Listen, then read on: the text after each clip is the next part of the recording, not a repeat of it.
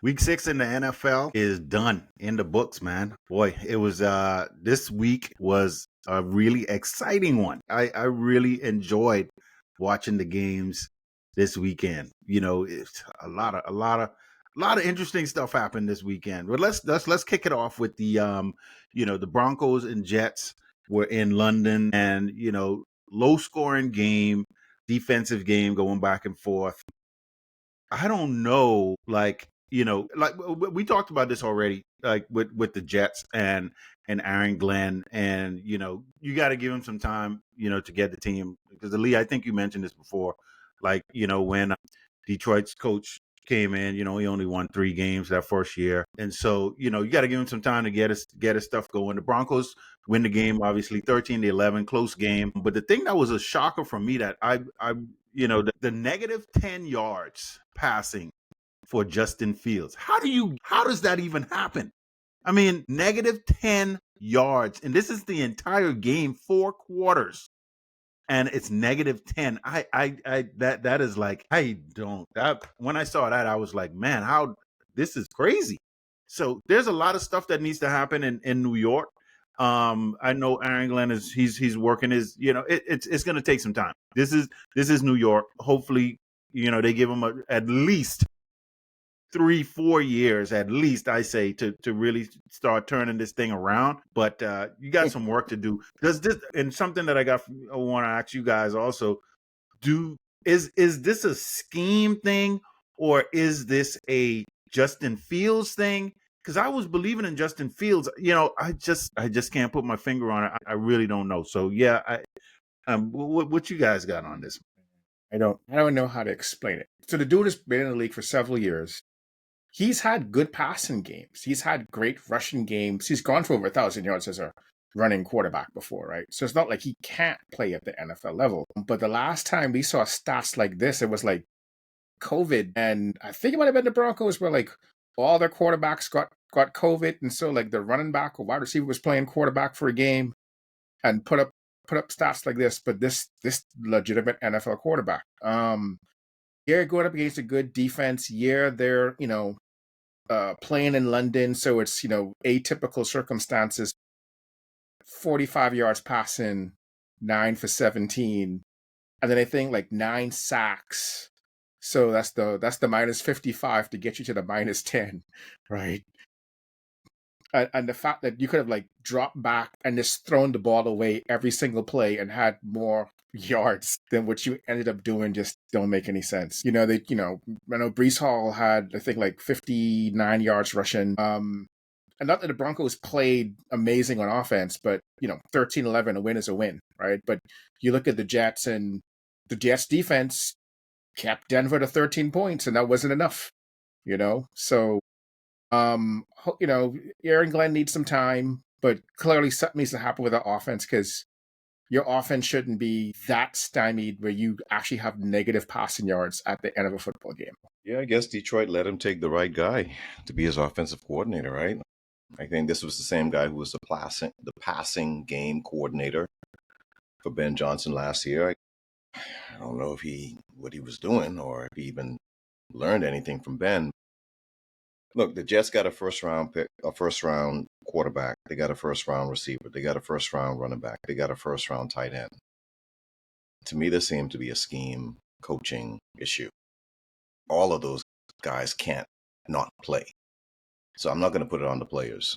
Is there some accountability there with them? Yes, absolutely. But they all seem to be out of sorts.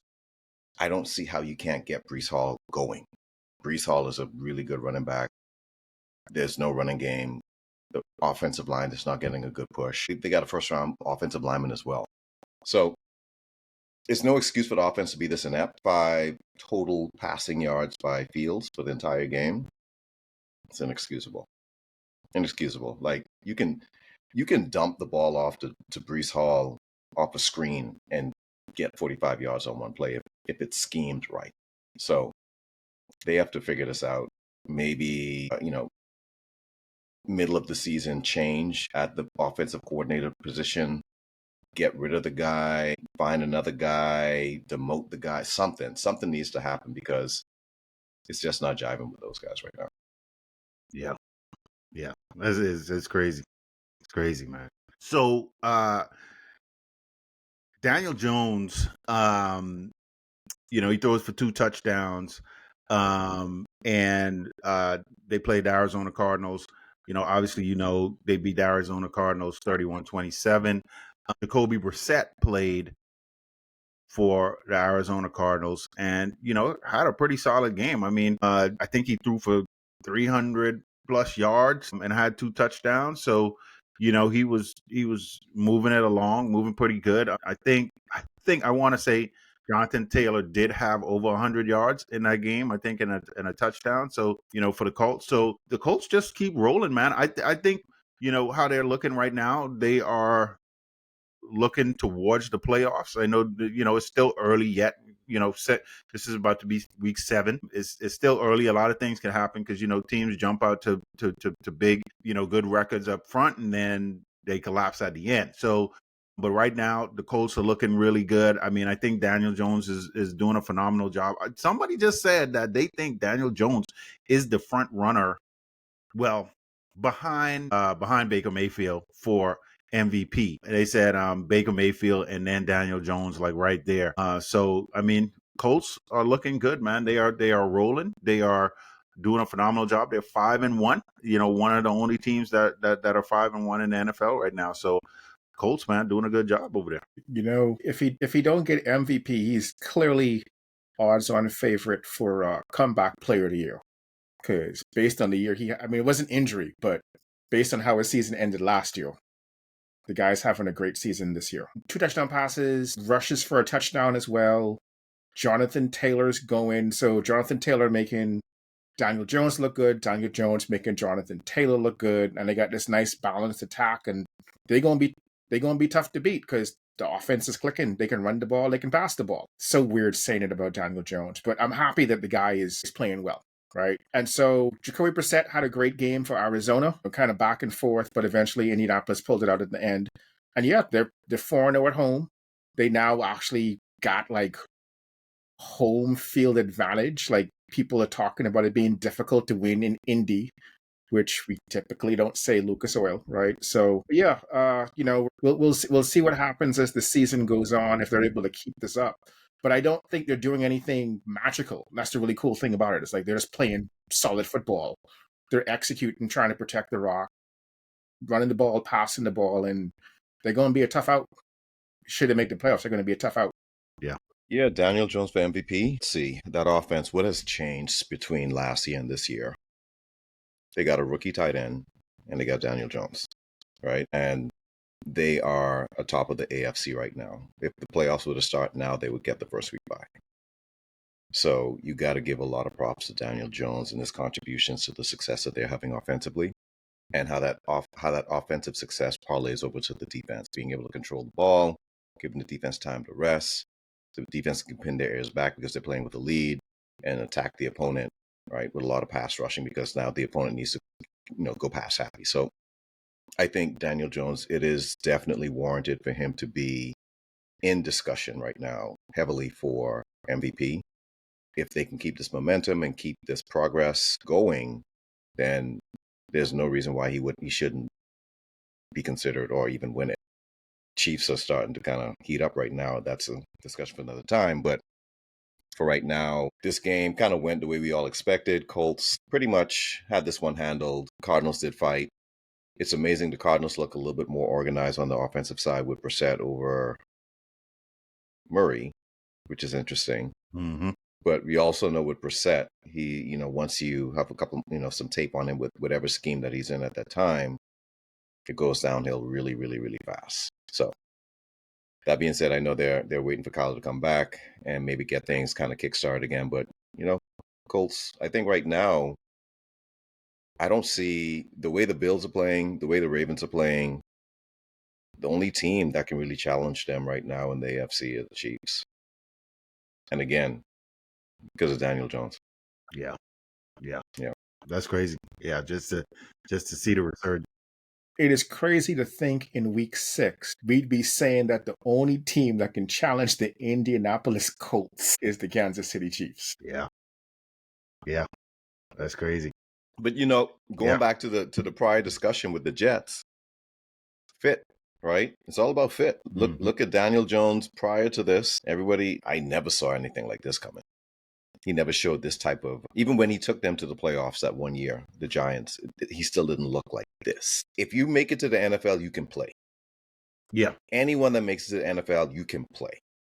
You are highly, highly dependent on the organization, the coaching, and then the way the coaching staff uses you. If they use you to your strengths, you're going to be good. If they don't, you're gonna look really bad. So yeah, good for him. Happy for him. Yeah, man. Yep. All right, my guy Justin Herbert, man. Chargers. They bounced back. When did he become your guy? Thanks. Come on. When did he become your guy? Come on, man. I'm gonna tell the truth. Your guy. The beginning of this season, man. The beginning of this season. I've never seen. Boy, yeah. just a 180 like I've never seen before. The beginning of this season, Justin Herbert has become my guy, man. Hey, look, throwing for 284 yards, 2 touchdowns, man. 29-27 win over the Dolphins. Justin Herbert is he's legit. I definitely gotta, all of the stuff that I was talking before, I take that back, man. I take that back. Justin Herbert is real. He's real. So, I'm impressed with them. I didn't expect this to be that close. I didn't expect the Dolphins to hang around and be that close. But, hey, a win in the NFL is a win. And what can you say? I know we're going to get into discussion with Tua. However, it's for the Dolphins, I don't know. They're not heading in the right direction. And right now at 1-5, and it's not looking good for them. I think some things are going to change. You got the trade deadline coming up in about 3 weeks. Some things are going to happen. And, it's just for Dolphins fans, the Dolphins fans out there, I truly, truly feel bad for them because, they got some faithful fans. I know a couple of Dolphins fans, and they got some faithful fans. But boy, this is a tough one. Injuries and all that going on. But Tua, man, I definitely want to get into that discussion. But yeah, the Chargers take care of this one, 29-27. Yeah. A little bit about Herbert, right? Like when Harbaugh became the head coach, it's like, hey, they're going to end up trying to run the ball, playing defense, and not put it on him to be Superman every single play. But it's great to have a Justin Herbert, so when the game's on the line, he can make the superhuman play. So, and even Jim Harbaugh's like, man, I'm going to remember this the rest of all my days. Like, that was a heck of a breaking the tackle and making the throw to McConkey. But no, that's the whole point, is to have the guy make the plays when you need to, but not go into the well so often that the well runs dry come the end of the game. So, Vidal had like 124 yards rushing on 18 carries. They still dropped back 38 times with Herbert, but being efficient, trying to protect the rock, 2 touchdowns, no interceptions, and they pulled one out in the end. Justin Herbert, in being Superman. As for the Dolphins, they lose one. Dolphins lose again, and then of course, Tua in his conversation after the game, adding fuel to the hot seat for McDaniel. So anyway, anyway, but I think getting to that, you just got to be 101 is keep the stuff that happens in the locker room within the locker room, and don't be airing your dirty laundry to people, especially if it's not solicited. And McDaniel's doing his best to try to handle that with grace and aplomb, but that hot seat getting hot, and Tua ain't helping none, on the field or off the field. So y'all know how I feel about Tua. So look, I'm not even going to talk with the game. The game went the way I expected. Not the way I expected. I expected more of a blowout, but I expected the Chargers to win this game.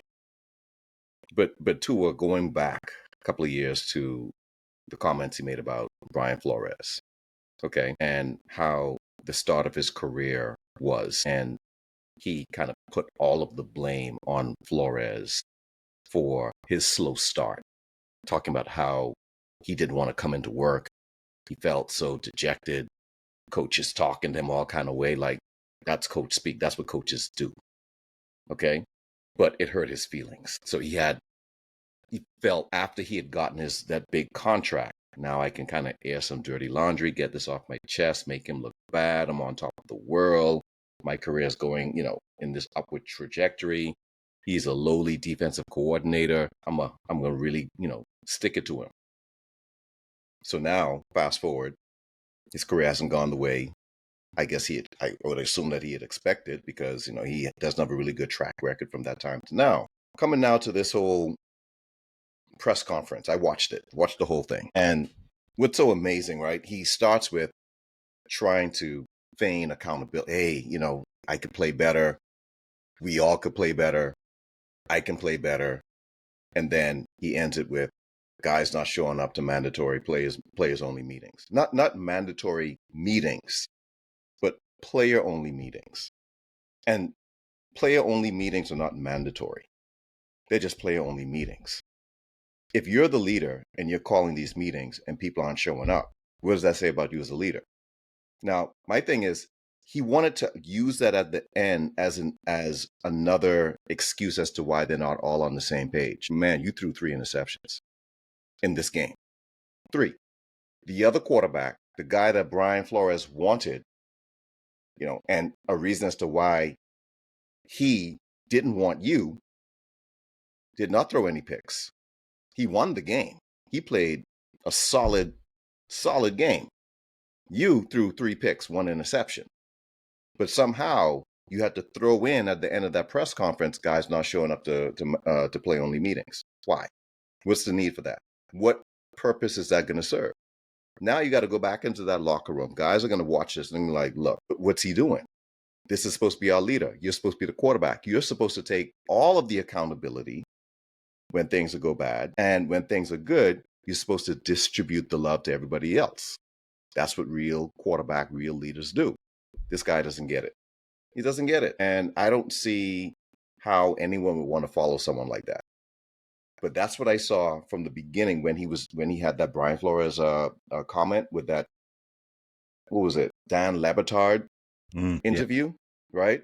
From then, and I'm like, this guy, like, I just don't see how anyone would want to have you as their leader when you're gonna always air dirty laundry or throw other people under the bus when you yourself contributed at a higher percentage to the loss of that game. Yeah. I mean, you said it all. When nobody's showing up to the meetings you call, Guys, and that's the writing on the wall. That's pretty much the writing on the wall. So, yeah, Lee, I know your dad is a Patriots fan, and I know that the Patriots are looking good right now.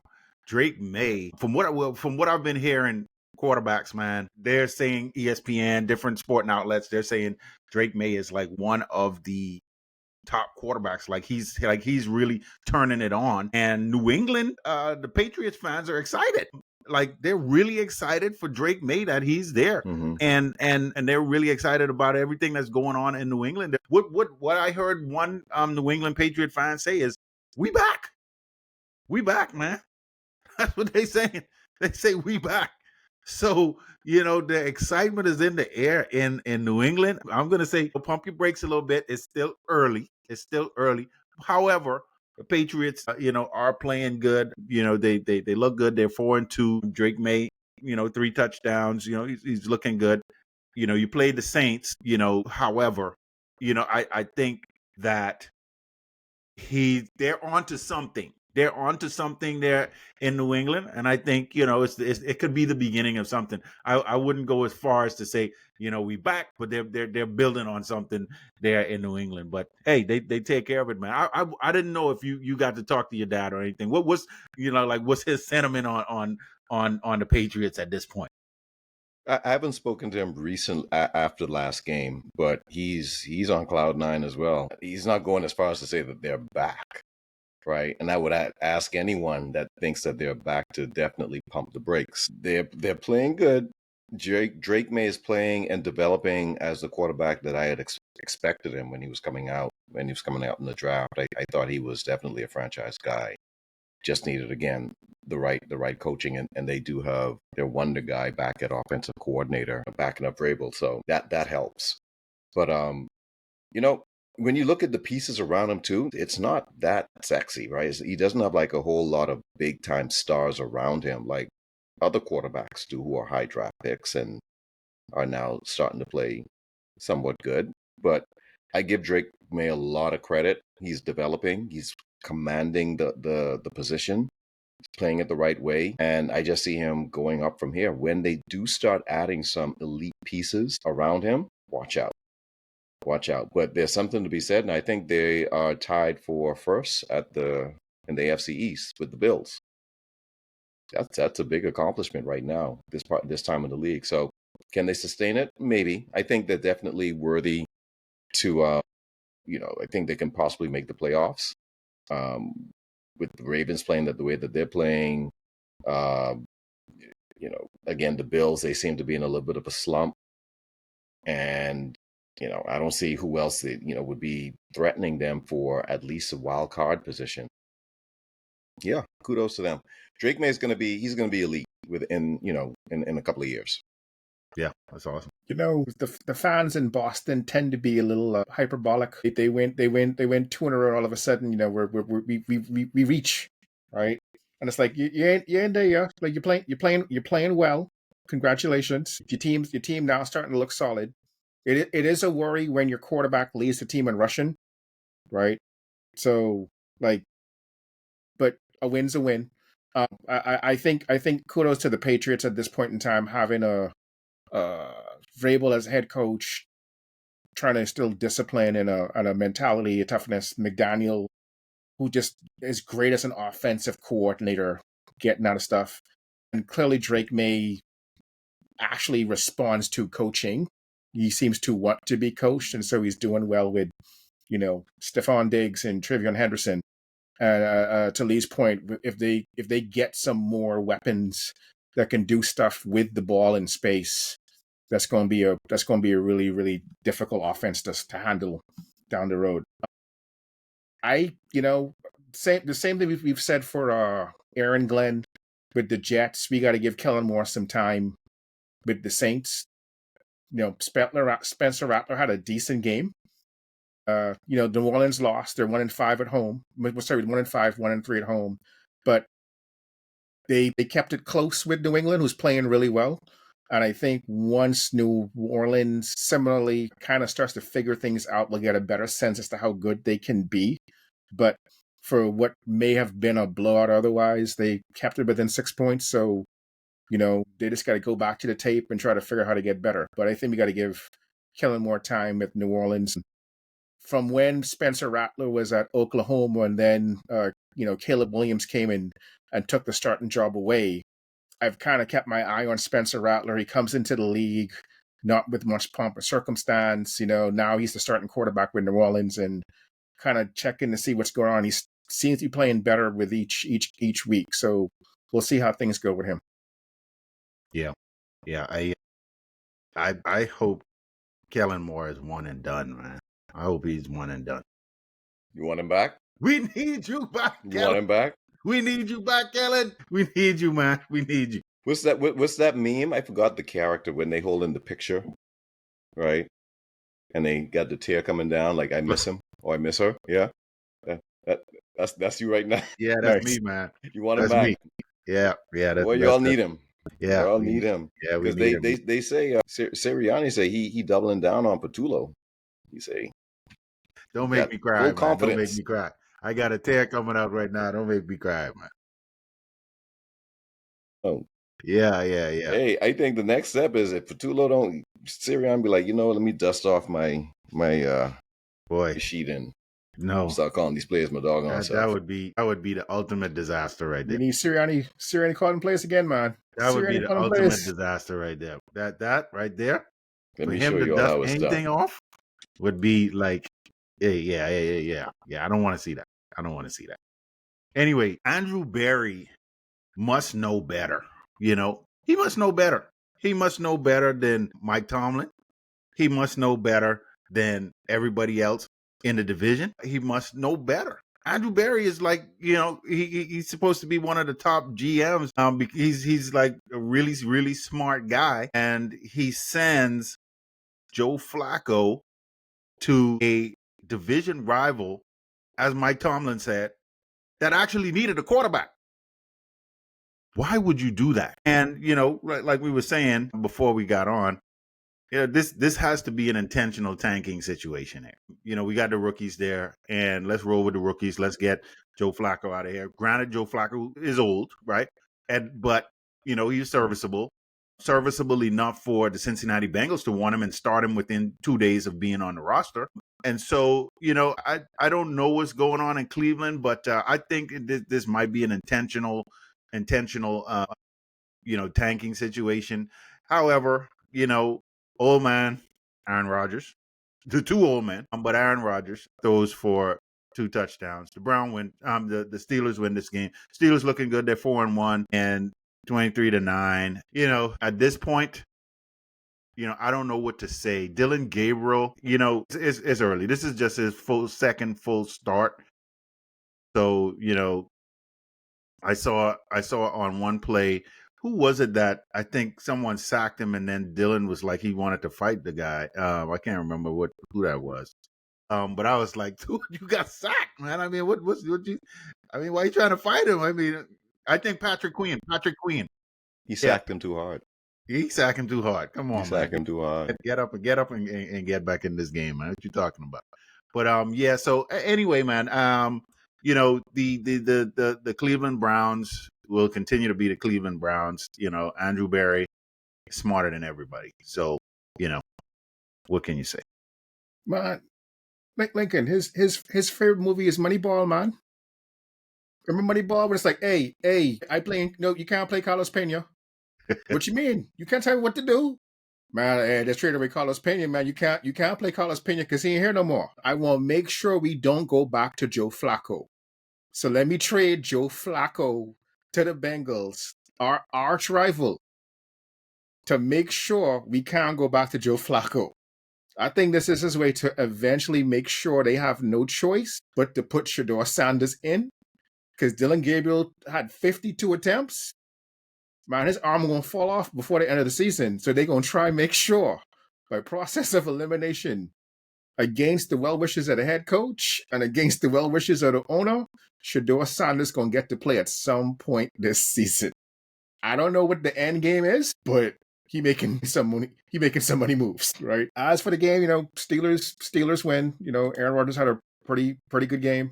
21 for 30 for 235, 2 touchdowns. I am looking forward to the game next week because I think it's Aaron Rodgers against Joe Flacco that they're calling the Icy Hot Bowl. But yeah. But 29 for 52 for Dylan Gabriel, man. That's a lot of pass attempts. 52. And, they only got 9 points out of it, right? That's crazy. It'd be different if it was 30 or 40 points, but they got 9. So I'm going to leave it at that. Yeah, I mean, look, I think Barry and the guys up there with the Browns, they were trying to really put together a masterclass on how to tank. And the Jets are just screwing it up. The Jets are just, they mess.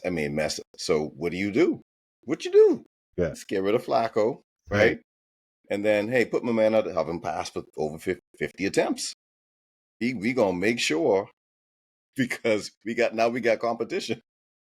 Great. I just don't know who they trying to get in this draft coming up, because like I said, it's not as good as I thought it was going to be. No one is really standing out like that. So, it is what it is there. But I do think at some point we have to see Shedeur Sanders come out and start a game if everything continues to trend this way. But I also think it's going to be interesting, because I think they're afraid of that. Because if he comes out and he starts winning some games, they can't draft no quarterback next draft. Like the fans, they're not going to have it. And they're going to start losing the people. So this is interesting TV right now. It has nothing to do with them winning or losing. It just has to do with how they're going to continue to, and they put themselves in this situation. They didn't have to draft Shedeur, right? Didn't have to do it, but they put themselves in this situation. We'll see how it all plays out. If Gabriel doesn't help turn things around and they can't at least make it look as if they're competitive, then we got to see Shador on that field at some point. And that's when sparks are going to fly. Yeah. Don't forget, that was an Andrew Berry move. The owner Berry. came out and said it. I didn't want him. Yeah. He lied. He lied. I got. You need more people. I don't believe him. You know, I got a question for you guys. Like, okay, so Dylan Gabriel is 5'11". He's one of the shorter quarterbacks in the NFL. I don't know if he's the shortest or he may be He's the not the shortest. Kyler Murray is Kyler Murray. Kyler Murray is shorter than him. So I guess that's And not Russell Wilson. that's not and Russell Wilson. So that's not even a thing. But no, 50, Russell is 5'10" or 5'11". I think he's 5'10". He's 5'10". Yeah, I so think same Kyler and Russell Wilson are 5'10", and then Dylan Gabriel's 5'11". Kyler is not 5'10". Kyler got to be He lied. 5'8", 5'9", man. Right, Kyler is Yeah. not 5'10". Yeah, There's no way. Yeah. They put There's that. no way. Yeah, they bumped that number up. There's no way. They bumped that up. Charles Anyway, Barkley sorry to fixed cut you off, the Blake. No. What I was saying was, you know, with what's getting me is, how do you have a rookie quarterback in your second full start throw for 52 attempts? I mean, what? There's no way you could be successful. There's no way.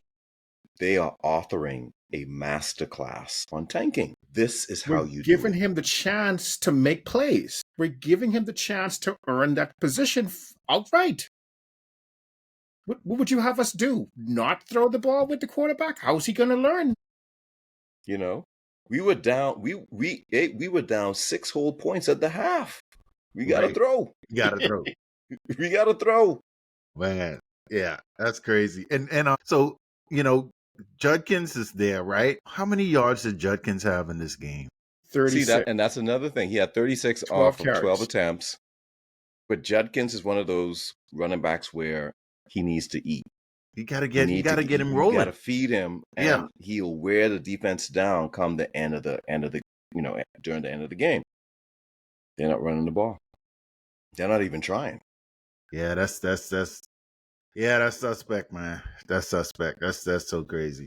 Anyway, yeah, we'll see. We'll see what happens. I agree with you guys. I think Shador is gonna make an appearance at some point, and then, hey, when whatever happens after that. In this next game, this was a game that I really loved. I really loved this game. This was the Dallas Cowboys against the Carolina Panthers. And man, I love it when the Cowboys lose. Because guess what? You know, all Thursday night we got our butt whooped, right? We got our butt whooped on Thursday night by the Giants.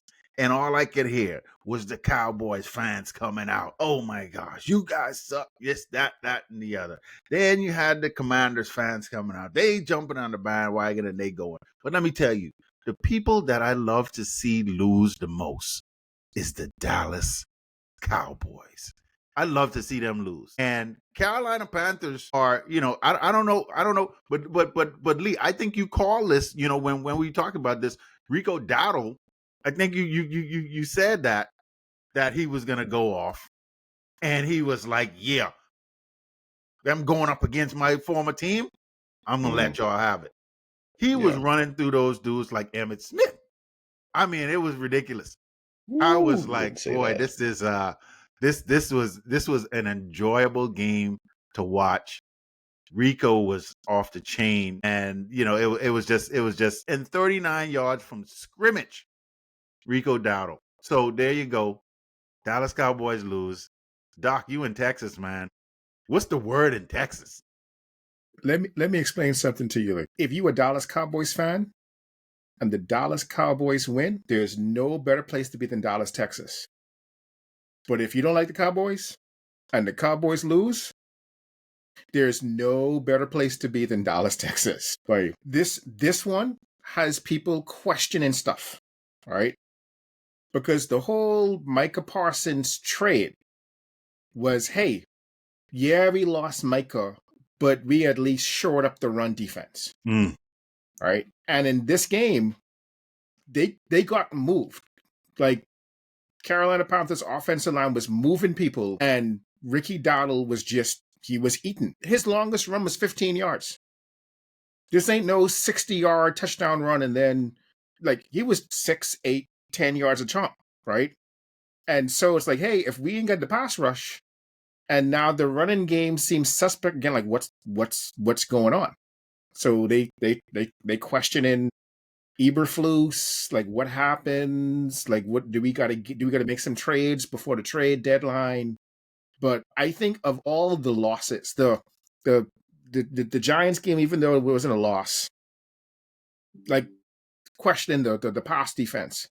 But I think this loss got people shook in Dallas. They wasn't expecting this one, right? And I don't like folks being cocky, but I respect it when someone talks the talk and then walks the walk. And that's Baker Mayfield and now Rico Dowdle. Because he told them, y'all need to buckle up. And like he said after the game, they wasn't buckled up. He 200 yards from scrimmage in 2 games in a row. Hats off to him. So, yeah. Yeah, I mean, I think it's interesting. I mean, he 30 attempts, 30 rushing attempts. I mean, he had more rushing attempts than Young had passing attempts, which that's rare nowadays, right? But kudos. He another one of those running backs. You got to feed him. And as he continues to get fed, he wears down that defense and he gets stronger and stronger come, to the end of the game. But it was still kind of surprising to see the Dallas Cowboys lose this game, man. So as a NFC East fan, Lynx, or a fan of another team in the NFC East, I can see why you're ecstatic with this win. Yes. By the Panthers. But yeah, I don't know what Dallas is going to do. They're winning they're losing a lot of close games that they, by all rights, they should have pulled it out. Dak had 3 touchdowns, no interceptions. He had a pretty good game. Playing, yeah, he's Pickens. Playing. Yeah, Pickens is really excelling in this number 1 wide receiver spot. Like he's balling out. He really wants that contract, right? He really wants that payday, and he's playing as such. Ferguson, the tight end, he's balling out too. So the only thing they're really lacking on their side is a running game. Williams, he started off pretty hot at the beginning of the season, and he's kind of tapered off. But defensively, that run defense, that whole thought from Jerry of the run defense being shored up, doesn't look so. Didn't happen today or this last game. Who do they play next? They play Washington. I mean to put you on the spot like that, but they better hope they don't play anyone. I think they play Washington. Let me check. See, they got a chance. Yeah, they got they a host chance. The Commanders. Yeah. They play the Commanders. Shoot, yeah, they done. They done? Yeah, they done. Okay, we'll talk about it on Thursday. But I think they seem more equipped right now defending the pass than the run. And if they had someone who could rush, it might have tipped the scale there a little bit. But yeah, good for the Panthers though. Yeah. I'm more happy for Bryce Young than anything else because definitely, he had a rough patch a couple of years ago, and to see him starting to kind of turn it around a little bit, playing good ball, yeah, I definitely I like to see that as well. I like to see young quarterbacks really get their shine on, and he's sticking in there, and towards the end of last year they were kind of turning it around, and he was starting to look good, look a lot better. So I'm glad they could keep that going for him. I like him as a quarterback, and so hopefully he continues to do good things, man. How tall is he?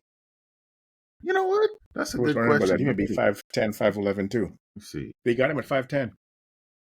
He's 5'10". Okay, yeah. So he's a small guy too. So it looks good. I mean, I'm just happy for him. He's doing what he needs to do there in Carolina. So good for him. I don't think we've ever had this many quarterbacks under 6 feet. Short quarter. Yeah. They are shorter, yeah.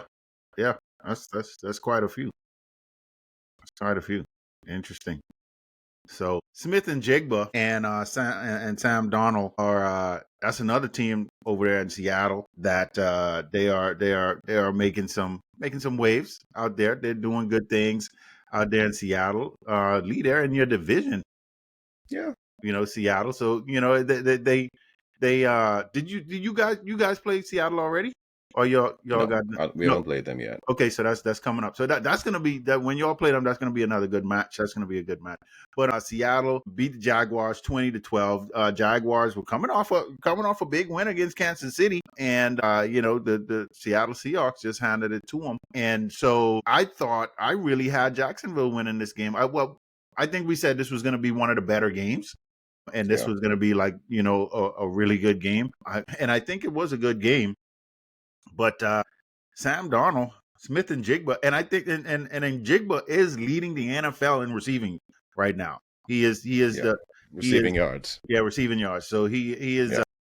These guys are balling out, man. They are him and Amakabuka. They are balling out there, and so I'm happy to see that. Happy to see a lot of success happening with these young players. But Seattle takes the win there, and what insights you guys got on this one? I'm happy for Sam Darnold that he wasn't a one-year wonder, right? I mean, he still has to now prove it when the game's on the line, prove it in the playoffs, but at least he's a really good quarterback. You get him a star receiver, Justin Jefferson last year, Smith and Jigba this year. He can sling the rock, right? So I think he was starting to get a little carefree with the ball.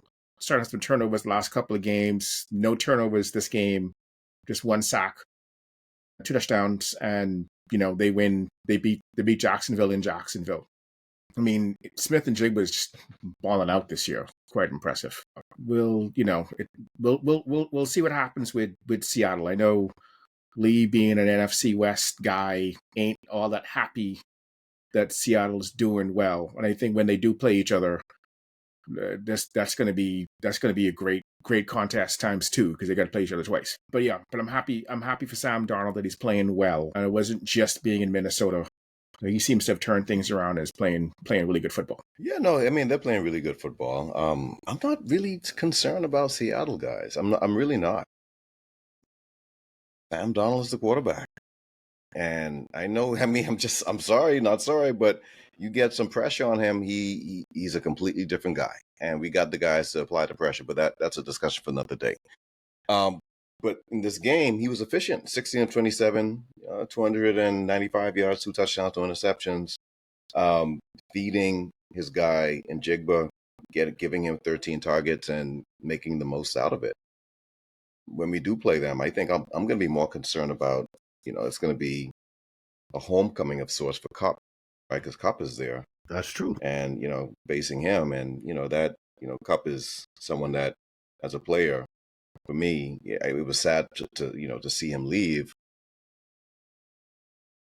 I think outside of that, the running game to me looks a little bit inept on the Seattle side. They're having a hard time getting Walker and Charbonnet going, and I'm surprised about that because I think those two are really good running backs. So we all know this, fellas, as the season progresses, you can light it up in the passing game. But as you get to those colder months and you start getting into that playoff form, if you don't have a good running game going, you're not going anywhere. Yeah. So until they can show me that they can be a little bit more well-rounded on the offensive side, I'm not overly concerned about it. But good win for them. Jacksonville, Lawrence had a pretty solid game. Didn't make any stupid mistakes out there as he has in the past couple of games. 42 attempts is a bit much. And with them as well, that they don't seem to be able to get the running game going. I don't understand why they can't get Travis Hunter more involved either. Yeah. Right. And this was my concern. I understand everyone's all enamored about the whole two-way thing. But as a rookie trying to play both sides, this is what you're going to get. Yeah. He's not really dominating or, showing his talent as consistent as he needs to on either side of the ball because he's too stretched.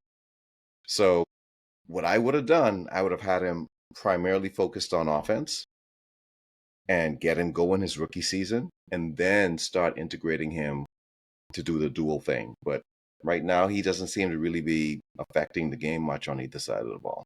Yeah, that's a good point. Go ahead, Doc. No, and to that point, so far he's got 20 catches for 197 yards, no touchdowns, right? And that's Jigba, right? And Jigba does that in one game. He does that in one game. right? And then it's trying to. I don't even think they got him listed as a defensive back, which is really funny. Yeah, trying to get his stats on the defensive side. But I think he had a couple tackles last game. But to your You're right. point, I don't see any highlights. Right, I Right. see the commercials Yeah. Right. with He Travis had Hunter, one but I don't see highlight, the highlights. not last game, but the game before last. He had one highlight with it was a catch. He Yeah. had a pretty Okay. decent catch. He hasn't scored a touchdown yet. No. I would Yeah. definitely want to see more of him on offense because I think he could do some exciting things on offense, get the ball in his hand out the backfield, hand him the ball in the backfield, let him create some stuff, put him out in space, get him out there doing some stuff. I definitely would focus him on offense and let him do his thing because I think that could invigorate this team even more. Like you said, if they did have a semblance of a running game, or if they could pick that up and then they got him, on these plays, and just getting him the ball, it would definitely revive, it would create some more excitement there because I mean he did in the couple of catches that I did see have in the previous game, that was a circus catch. That was exciting, man. It was exciting to see. So yeah, hopefully, they could get him going. But I agree, Lee. He's just it's just blah, when you stretch so thin like that. So yeah. In this next game, Lee, I'm gonna let you jump off of this one. This is your Rams and against the Ravens. You guys 17-3, but what's your take on the game on it? I was not impressed. Not impressed. If you guys remember me saying I expected us to come in this game and coming off of that loss with the 49ers the week before to come in here and really dominate this game with the Ravens having the amount of injuries that they had, Lamar Jackson not playing, you got Cooper Rush at quarterback. You have enough tape on him to be able to devise some sort of a defensive scheme to really, take the game under control. And by the way, I mean, they only scored 3 points. I get that part. So defensively, let me take that back. Defensively, we did our thing. Offensively, I don't know what's going on. We can't seem to score when we get in the red zone. We're having a really hard time punching it in. And then our kicking game seems to be going by the wayside as well. Block kicks, miss field goals here and there. Albeit, I think in this game we had a bit of the wind was really blowing. So there was a kick that Cardi made where it was dead center and then right at the last minute just whipped to the right. So I give him a pass on some of that. But regardless, Devontae Adams, there seems we don't seem to have a good connection between Stafford and Adams when we get into the red zone. And Adams, that's the reason why we got him, to be the red zone threat. Puka Nacua did get hurt late in the game with an ankle injury, but he did come back. I think more so to serve as a decoy. But yeah, I'm concerned. I think McVay needs to figure something out and inject something into this offense to get a little bit more consistent, get a little bit more high octane. But a win is a win. I'm happy for the win, but I think we could have done a better job. I think with your team, one question is how much more patience are you guys gonna spend with Cardi? Right, I know the wind played a role, but he's missed a few kicks, and I think towards the end of the game, partly because of the wind, partly because of the kicker, you guys are a bit more aggressive with your play calling and not selling for field goals. If I can, I like Cardi. I think we Okay. should stick with him. I think he is really talented. Half of those misses were blocks. There's nothing he could do about it. He doesn't control that. And some of the misses are just, there were some difficult kicks and some difficult circumstances, right? Not to give him a pass, but I would not offload him at this point. I would work with him. The things that he can do, especially, and I know this might seem a little bit underrated, but the way he is able to kind of knuckleball his kicks on kickoffs, making it difficult for the opposing team to field it, giving us good, putting us putting them in bad field position. And this is what I saw him do when he missed that kick because of the wind. He had another opportunity to kick it, and it was, I think, within 20 yards, and he knuckleballed it through on purpose to kind of compensate for the wind. And I'm like, that was pretty neat. That was pretty cool to be able to do that. So he has talent. Yeah. So I wouldn't get rid of him right now. Appreciate that. This on the other side, this may be the end of the Cooper Rush experience. They pulled Cooper Rush for Tyler Huntley. We'll see when Lamar comes back, or if Tyler's going to get to play a bit more. But I'm not sure it's that much of an upgrade, to be honest. Mm-hmm. And so the Ravens they got to circle their wagons or something, because their playoff aspirations are going away very quickly. Yeah, very, very quickly. Hey, Huntley only played like a quarter, right? When you look at those stats, it doesn't seem that way. But let me tell you something. I'm happy he only played a quarter. Gotcha.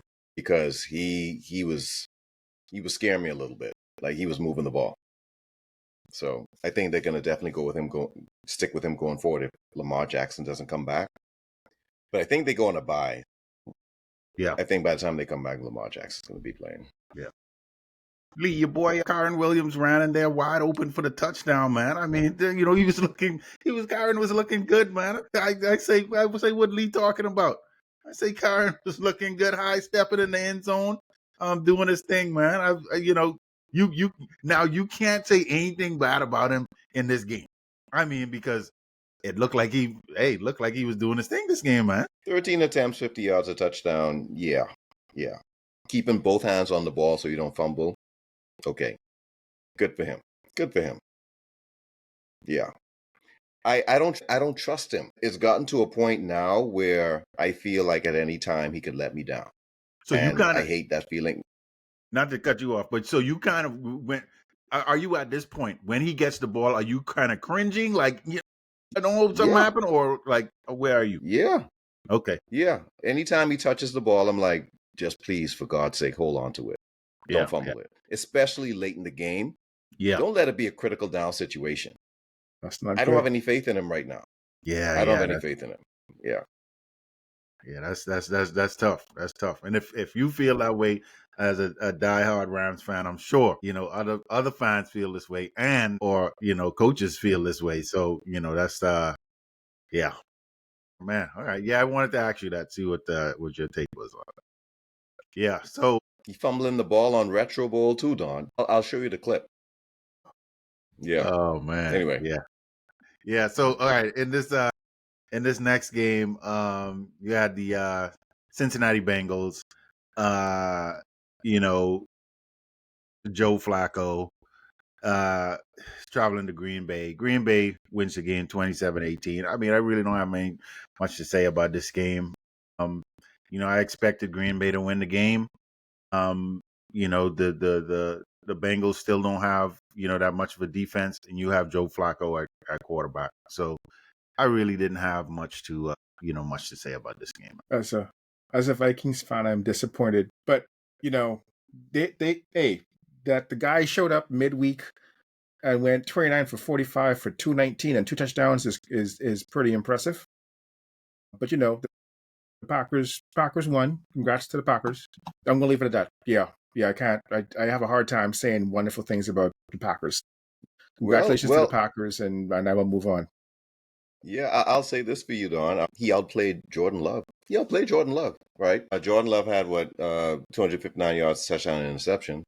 Right? Not by much, but to come in such a short period of time and have the performance that he had, wasn't bad. The Bengals defense seemed to they played pretty well on their side. I think, did Hendricks get hurt? Hendrickson? I think he had something with his back. Something happened with his back. Yeah, I think he got hurt. But I don't know, guy. The Packers, I thought this season they would have been playing better than this. They don't seem to be clicking with the weapons that they have. Everyone was tapping Jordan Love as being an MVP front runner this season. He looks no part of it. The only thing they got going for them is a good running game. Couple of sporadic, big plays on the passing side. No consistency there though. Micah Parsons has been quiet. Yeah, I'm not hearing anything right about Micah Parsons taking over a game, coming up with a critical sack. Like, he's been pretty quiet. He had 3 tackles, no sacks. With Flacco as the quarterback. Yeah. And we all know that the Bengals notoriously have a bad offensive line. I Jerry thought might have been Michael right. Parsons was going to, Feast. I thought he was going to have a field day today. Yeah. Jerry might have been right, man. Oh, Jerry knows all. So he might have been right. The gambler. Yeah. So hey, look, in this next game, I thought this game was going to be a good game, and it actually was, because I watched this game, 49ers Tampa Bay, and Baker Mayfield, man, they was chanting MVP in the stadium for Baker Mayfield. This was actually the first time all season for the Tampa Bay Buccaneers that they actually got in the winning formation and was able to down the ball at the end of the game. This is the first time they've been able to do that for the season, because they're always coming back in a comeback. But they overpowered the 49ers at the end of the day. I think Fred Warner went out with the injury. I think it was an ankle injury, so he's out for the season. And so that's another injury blow for the 49ers. And so, but however, okay, this is what I wanted to say. Mac Jones is actually, looking pretty good there in San Francisco. Does Brock Purdy get his job back? Because Mac Jones is looking pretty good. I mean, I think, to me, and no joke, I think they're comparable at this point with me looking at both of them.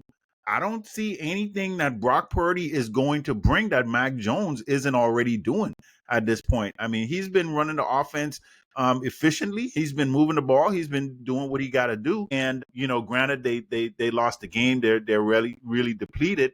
However, I'm kind of impressed with Mac Jones, but besides all of that, Baker Mayfield is playing at an MVP level, and he has Tampa Bay rocking and rolling, and they look good, and they got a bunch of injuries. I mean, everybody was out. Everybody was out. And he's still making them look good. I mean, and he's out there running, breaking tackles, and man, and he's what? Is he 6 foot? Is Baker Mayfield 6 foot?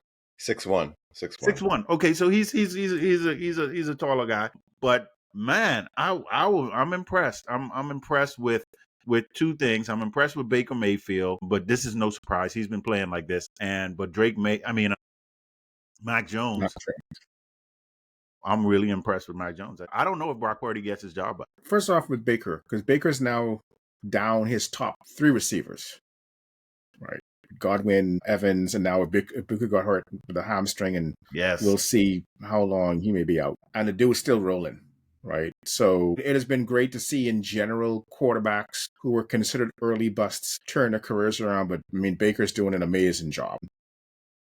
I don't know what to say about Mac Jones. I mean, and what I mean by that is if you don't look good in the Kyle Shanahan system, there's a problem. Trey Lance, and part of that was injury, but Mac Jones is there, and Mac Jones is playing well, better than I thought he would be playing. They paid Purdy, and I don't know if you're gonna have Purdy set, but Mac Jones is playing well. This may be his last year in San Francisco. He may be trying to get some money someplace else next season. But yeah, 2 teams with injuries. I think it's finally starting to catch up to San Francisco, especially with Fred Warner going down as well. Their 2 top defensive players are out. But hey, Tampa Bay, they just keep on rolling, and Baker Mayfield's playing at an MVP level. This was a great game. How so? I think this was one of the best games of the week. I wonder why. Very entertaining. It was entertaining. It's entertaining. Like you said, first time the Bucs was able to actually get in victory formation. Baker Mayfield is playing at a MVP level, down all those receivers, just dishing and dealing the ball out and making guys look silly. Yeah, I think San Francisco, they might have a quarterback conundrum, and I hope they have a hard time trying to figure out who's supposed to be playing. They got to figure that out, and I hope it creates a little bit of turmoil and dysfunction and whatnot. McCaffrey looks like he lost a step a little bit, and he doesn't seem to be as explosive as he used to be, but he did get him a little touchdown. I don't wish injury on no one, so the whole Fred Warner thing, that sucks. Yeah. That does suck. So, and I think he's out for the season. So, yeah. I mean, this team seems to be, I mean, they always get injured. But yeah, no, that aside, good game. This was a good game. That's all I got to say. It was a good game. Yeah, really good game. Yeah. Now, Lincoln, for your controversy, Brock got a 5-year, $265 million contract, $181 million guaranteed, and a no trade clause. Ooh. Wow. That is awesome. Man. That's Yeah, awesome. that is that's yeah, I looking at it, if it were me, I'm keeping Mac Jones in, and Mac Jones is just, even when Purdy gets back, I'm gonna keep rolling with Mac Jones. And obviously with the no trade in his contract, there's nothing you could do there. Mac Jones is, like you said, is going to get another deal somewhere else, and he's gonna leave, and then Purdy will come back in there. But boy, I didn't know there was a no trade clause in that contract. Wow. Yeah, that's very controversy there. Because otherwise the Jets might be calling and saying, hey, that's right. You had a guy go -10. Yeah. Just let us know. Yeah, we need somebody. Yeah. Man, okay, so this Sunday night game. Man, oh man. Boy, Detroit. Okay, so on that first play of the game, I know, when Detroit was down there, they were about to go and score. Well, they did score on that touchdown, but I think it was illegal motion. I think what's his name? Quarterback. Your boy, Goff. Goff was supposed to, when he moved off of, he tapped the center and he was moving off, he was supposed to make a full, complete stop to commit himself as a fullback, or, and then move. But he tapped and then just kept going out, caught the pass, got a touchdown. And at first I was like, here's Kansas City doing what Kansas City does. But with the explanation of the play, it was in fact true. He did not come to a complete stop, and it was a good call. But I thought Detroit, I was highly disappointed in Detroit. Highly disappointed, man. Because I'm like, come on, Detroit, what's going on? This is Kansas City, who's supposed to be all beat up. I mean, y'all supposed to run away with this. Detroit was dubbed as the best team in the NFC, them and Tampa Bay, right? And you're going up now against the team who you guys said we wanted to meet Kansas City because we should have been in the Super Bowl and we would have took care of, we would have won that Super Bowl. No. The truth is revealed, man. The truth is revealed. I don't want to hear any excuses from Detroit. None whatsoever. Because you guys had a Sunday night game, everything set up for you, prime time to really prove yourselves as a juggernaut. And again, you failed. So for Detroit, please, y'all need to just shut up. I don't want to hear anything coming out of Detroit. Y'all don't need to say nothing. I don't want to hear y'all talk about no Super Bowls, no nothing. Y'all had your chance and you blew it. So I was disappointed in this game. Kansas City wins the game, man. And Patrick Mahomes was just lighting these dudes up and running over dudes. And I'm like, y'all got to be kidding me, man. So anyway, Detroit, zip it. Don't want to hear nothing. I really thought Detroit was going to prove itself with this opportunity, right? And to have Kansas City exert its will on Detroit. With Goff, just you can't make those mental errors. Like any player, much less the quarterback, on a trick play, you got to get set, right? The thing is, you get your butt handed to you, and Kansas City, being the sore winners that they are, like, hey, good game, shaking hands, giving daps, hey, good try. Now maybe we'll see you in February, and Branch just loses it because he had a questionable blindside block on him, which he didn't appreciate, and fisticuff start. He's been suspended for a week, but it's like, where was that fight during the game? You're gonna bring the fight after the game, and now we gotta talk about that instead of the game itself. As an NFC North person, I am happy for the loss by the Detroit Lions, but I got mad respect for Dan Campbell and what he's done and turned around that franchise. They just gotta, regroup and figure out what needs to happen and get better, right? And I'm worried that they might, right? Truth be told. But yeah, Kansas City just does not die. We're in October, Halloween coming up. That's Kansas City. Mike Myers, Freddy Krueger, Jason, whatever you want, whichever your favorite horror guy is. You think they dead, and they will not die. So, yeah. Yeah, I think this was another game that I enjoyed. Good game. Really good game. I mean, look, with Detroit, the thing is their success is built through the run game. Okay? If you can contain the run game, keep the run game under control, Goff is not going to do anything above and beyond to help win that game for them. He's just not. He's going to play his role, and his role is 23 of 29, 203 yards, 2 touchdowns. Right? That's him. Every now and then he'll get 4, right? When the play and the game dictates it. But that's his game. But on the running side, they had no rushing touchdowns. They contained the running backs. Like, even though Gibbs did rush for 65 yards, Montgomery had 24. They weren't able to exude their dominance at the line of scrimmage and push Kansas City around on the run game. And so, therefore, you needed Goff to try to pull this one out, and he's just not that type of quarterback. That being said, it's scary to see Kansas City starting to come around again. Right? Kind of reminds me of the Buffalo Bills back in the day when everyone's like, okay, again, like you just get sick and tired of them going to the Super Bowl, right? So Mahomes did Mahomes things. That's our saying. 22 of 30, 257 yards, 3 touchdowns, no interceptions. And I mean, who's he dealing to? Like, who's he passing the ball to? You talk about old man, right? What do we call Kelsey? Like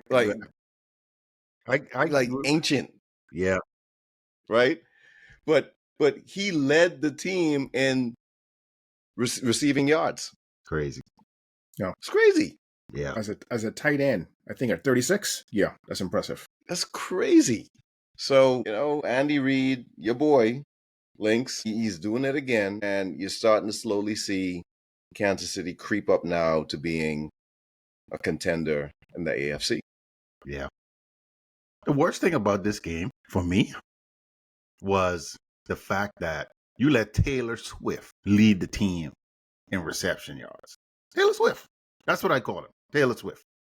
Because, and we were starting to enjoy them not panning to the booth and showing Taylor Swift. I was enjoying that. But guess what they did? He going off, touchdowns and carrying on, leading the team. They panning up to the booth. There we go again. I'm like, God, come on, man. Detroit? Come on. I asked y'all to do one thing. Just one. Anyway, I was frustrated with that game. Not even Travis Swift? No. He's straight Taylor. He's the breadwinner. Yeah. Their problem is they too have no running game. None. So none. But they're gonna find a way. But they will find a way. They always do. And so for the AFC, and I'll tell you this right now, for the AFC, I feel sorry for them. Because teams in the AFC are going to have to go through Kansas City again. I mean, Denver is doing all they doing right now, and they looking good and this and that and that. But let me tell you, the Colts, it's going through Kansas City again. It's going through. They are starting to pick up steam, and I think their next receiver is coming back this week. So you're gonna have both receivers back, and it's just gonna be rolling from there. So they don't even need a running game. They just need Pacheco and Hunt to run for 50 yards or something 50 like yards. that. Yeah. That's all they need to run for, and then they just gonna find some way to win these games. But that's just really I'm hating on them, but at the same time I admire them because that's a championship kind of pedigree. Even when you down, you find a way. It's something happens in the game where you find a way to win, and that's what champions do, man. So as much as I hate on them, look, it's impressive for them to do what they're doing, and I'm telling you, they are going to crush the will of all these people in the AFC who thought they was going to be down and out this season yet again. Hey, Lynx, I got a question for you. And I don't expect you to be logical with your answer on this one. Right? Right now, today, would you take Andy over Sirianni? Andy over Sirianni? Yeah, man. Yeah. Yeah? Yeah, I'd take You Andy would? over Sirianni. You would take him Hold on. Let me back. think. Let me Yeah. think about this. Because I've been scarred by Andy now. I've been scarred. I just because just the scar from Wentz and Andy. Andy really scarred me, man. Andy was it was tough. It was tough in them years. Hold on, let me see, man. Andy. See, okay. Andy had to learn some things. He had to learn some things that he was not doing with us back in the day, where now he's doing these things now. So if Andy were to come back, yes, I would take Andy. I would take this Andy. But if you giving me the Andy of yesteryear, stay where you at. Stay where you at. Because in some respects, he's still the same way. Andy liked to pass the ball. Because Andy don't like to he run. hasn't changed. Yeah, He hasn't changed much. the thing that changed with Andy, he has a supreme quarterback. Yep. He That's has a Right. what changed. supreme quarterback, There That's you what go. changed. There you and go. and that's what it is. And he has somebody that could just take over the game and just make it happen. Mhm. You go back there with if Andy was to come back now, who he is now with the team that the Eagles have right now, Ooh. gosh, Yeah. I'd love it. I'd love it. But yeah, Andy of yesteryear, no. Yeah, not gonna happen. So, all right. Monday night games. The Bills and the Falcons. Oh my goodness. Bijan Robinson, 81 Time. yards. This dude's feet are so fast. I mean, it was like he was going in slow motion, and then bam, he hit the hole and he was gone. Down the sideline, 81 yards. Oh my gosh, I'm impressed. This was actually the first time. I mean, I've seen him, but this was Hmm. like me watching the whole game pretty much, like, just watching the game and watching him play. I am impressed, man. This dude, and Lee, you talked about this before. Why hasn't the offense been going through Bijan Robinson all along, man? This dude is a Kickstarter for everything. And I mean, he just looks good. Feet are quick. He's a great. I call him Saquon Barkley Jr. I mean, he has and the Falcons have a great team, and they are number one in defense. I think they are at this point. I don't know what happened against Carolina, but I guess everybody has that stumble and then they come back. So if Atlanta learns to keep this up and what they are doing and how they are just working the game with Bijan, and they got some great receivers, and their defense is playing well. It was an impressive win by the Falcons. Everybody has off games. I know Josh Allen doesn't have anybody to throw the ball down deep to. You lost a lot of receivers. But the Falcons are looking good, man. I mean, I was pretty impressed by what they did. When you hear Bijan Robinson, Michael Penix Jr., Drake London, Kyle Pitts, and you're like, why can't the offense go? This don't make no sense. There seems to be too much talent at the skill positions. And then to have a game like this, it's like, this is what we was expecting. Like, this is what we was expecting, where you're making great plays. You got a home run hitter at the running back position.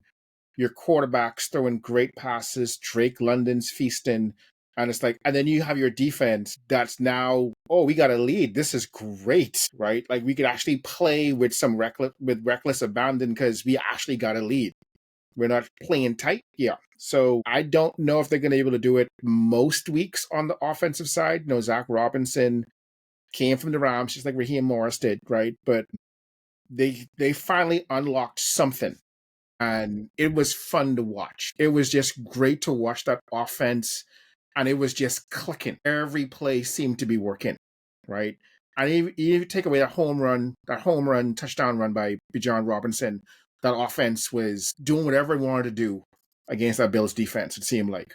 So kudos to them for having that kind of day. The Bills now lost 2 straight, and so they're now starting to question what's going on, right? To lose one is all right, but to lose two in a row, all of a sudden it's like, hey, what's going on? We got to figure out the defense and the offense now. The offense kind of struggling too. So, but yeah, it was fun to watch Atlanta's offense. That was just fun to see skilled players making skilled plays all night long. Yeah, I mean, they fed their guys, man. And I mean, this offense should be ran through Bijan Robinson. And they seem to finally figured out how to get him the ball, how to scheme for him to exploit the defenses, have him make his big plays. Don't put it all on Penix, even though Penix did have about 32 attempts. But it didn't seem that way because of, right, Bijan. And then even Algier, they had him, spelling him for time, certain times. And he even got him a rushing touchdown. And then when all else fails, feed Drake London. Look for Drake London, target him, get him the ball, and have him make his plays. I don't know if this is sustainable because we all know the Falcons, they get hot and cold. One game, they look great. The next game is like the antithesis. It's like the complete opposite. So I'm waiting to see if they can string along some consecutive games of good offensive efficiency.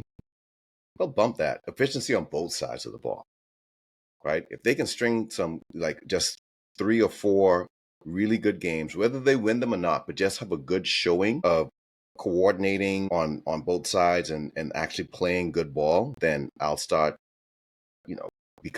converting into a believer. But for right now, this seems to be, a flash in the pan. They had a good game.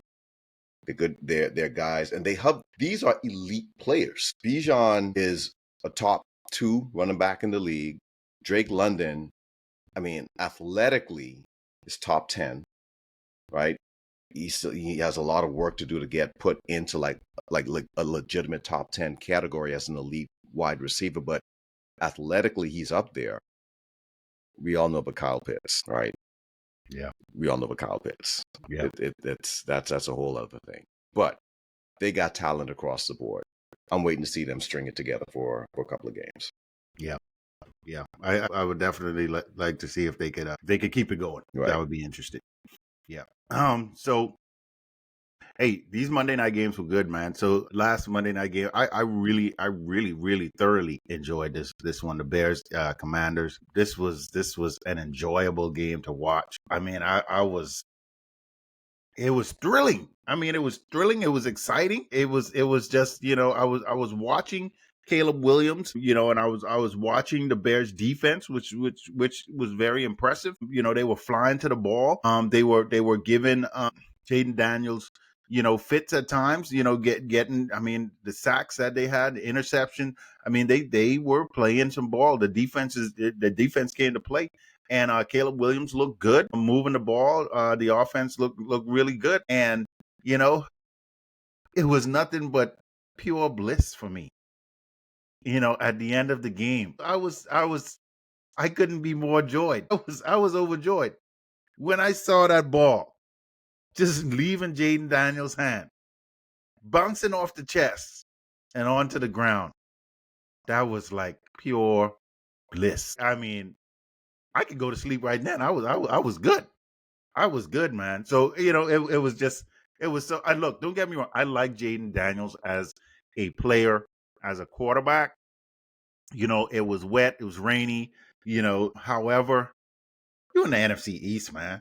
You're in the NFC East. And look, I was going to text Ramon, but I say, I said it might be a little bit too late. I was going to say, thank you, Ramon, man. Thank you, man. Thank you. I appreciate that. But they did their thing. The Bears came to play.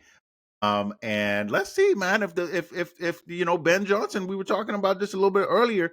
Hey, him, it's starting to, they might be buying into this, man. Might be buying into it. And the Chicago Bears pull off a great win. And on top of that, I know you're going to talk about this, but their kicker, this dude just joined the team that day. I mean, like, guys was, DeAndre Swift said the first time he talked to him was on the sideline that night. Wow. So, look, phenomenal. He came up big kick. I mean, I think he had 3 or 4 field goals, the game winner. That is amazing, to come in after being cut, by the way, but from another team and getting scooped up and winning this game. He proved at least for this night. I don't know how you're gonna be the rest of the season. At least for this night, you gonna earn your salary.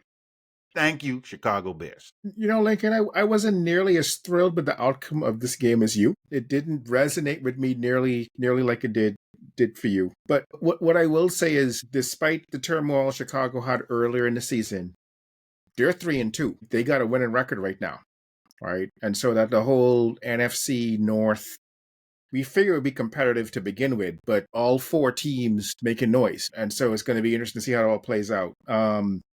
Maybe they're figuring things out. Maybe Caleb Williams is understanding I don't have to be superhero every single play. Trust the process. Listen to what Ben says. 17 for 29, for 252 and a touchdown, no interceptions.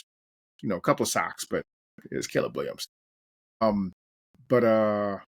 Yeah, a little disappointed Washington didn't pull one out for me. But yeah, congrats to the Bears for exacting a little bit of revenge from the Hail Mary last season. Yeah, the kicker, Jake Moody, was cut by the 49ers. 49ers cut him. College, came from Michigan. Happy for him, man. He's with a team where I can actually root for him. Yeah, but no, I mean, these were the games that the Bears were losing last year. They lost, I think, like 7 one-score games last year. So now it's amazing what a competent coach can do. Come in and they're averaging like a touchdown more per game, and because of that, he's able to also put them in good situational situations to come up and win and take advantage of mistakes that are happening on the other side, right? With the opponent. Caleb Williams is playing better.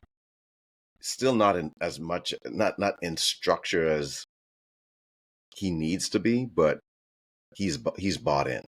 He's definitely bought in to Ben Johnson's philosophy, to his scheme. It's going to be amazing to see him actually really convert to that style. I think if he does, he's going to be awesome. Minimize the hero ball, increase the timing and rhythm, and I think they're slowly turning into like a Detroit style offense, which is what everybody wanted to see happen. Let's not forget about Swift. Swift, I think, had his best game of the season. DeAndre Swift, right? 108 yards rushing. So the running game is coming along, taking the pressure off of the pass, giving Caleb Williams less attempts, only 29 attempts, helping him to be more efficient with the ball. If they can continue to do this and they can increase their operational efficiency with this Ben Johnson offense, this Bears team are going to be dangerous. Right? On the other side, I do want to say Jaden Daniels still, I mean, he had those mistakes, but he balled out. He doesn't have a lot of help. Let's not forget, the Bears have a lot of weapons. They have a ton of weapons on the offensive side. First-round tight end, two first-round receivers, right? DeAndre Swift was a first-round running back. Okay, so they're loaded. Daniels don't have a lot of help. He didn't have a lot of help last season, and now he has even less help now with McLaurin out. But for him to continue to keep his team in these games, I'm impressed. I'm really impressed with his sophomore showing. I know he had the injury, but he wasn't a flash in the pan. Yeah.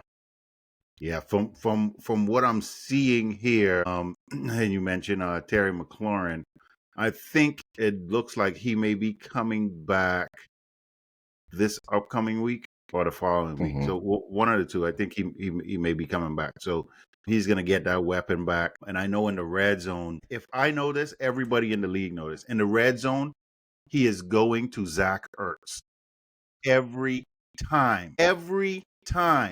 Zach Ertz is going to get the ball in the red zone.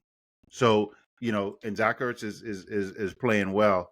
There, for being an older tight end, he's definitely playing well there. But he's that weapon in the red zone. But yeah, he had a good game. But I still enjoyed the game. All right, so this Thursday night game, man, we got the two old men will battle it out to see who's gonna reign supreme.